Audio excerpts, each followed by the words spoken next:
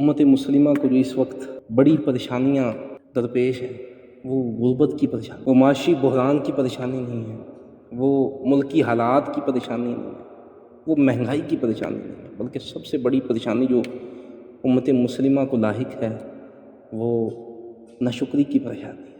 کیونکہ غربت کی وجہ سے تو دنیا مشکل ہے نا، لیکن اگر یہ ناشکری کی لت لگ گئی اور ناشکری میں پڑ گئے تو پھر آخرت مشکل میں پڑ گئی۔ غربت تو آپ کی دنیا تباہ کرے گی، لیکن یہ ناشکری یہ آخرت کے لیے بھی زہر قاتل ہے۔ اور یہ یاد رکھیں، ازالہ تب ہی ہو سکتا ہے جب بندہ اللہ کی نشانیوں میں غور کرے، اس کی حکمتوں میں غور کرے۔ وہ کسی نے کہا کہ یہ جو زلزلے آتے ہیں اور یہ جو سیلاب آتے ہیں تو زلزلے کی وجہ یہ ہے کہ زمین کے نیچے جو چٹانیں ہیں وہ آپس میں ٹکراتی ہیں۔ تو میں نے کہا ٹھیک ہے، اس کو ماننے میں کوئی حرج تو نہیں ہے، لیکن یہ بھی تو سوچیں ان چٹانوں کو پیدا کس نے، یہ بھی سوچیں کہ کس کے حکم سے وہ چٹانیں ٹکرائی ہیں، سبب پر بھی غور کریں۔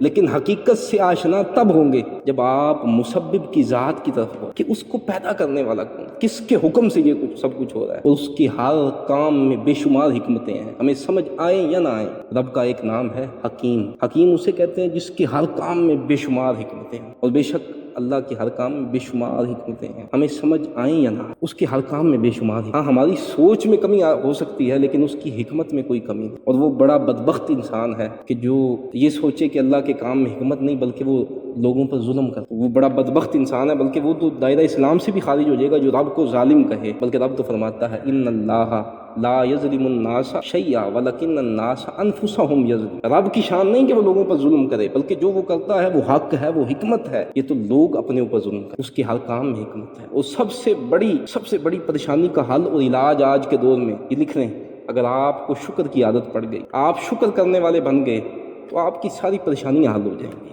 اگر آپ کی نظر خالق کی طرف لگ گئی تو جتنی مرضی بڑی پریشانی آ جائے آپ کتنی آسان رہے گی۔ لَئِن شَكَرْتُمْ لَأَزِيدَنَّكُمْ۔ اللہ ہمیں شکر کی توفیق عطا فرمائے۔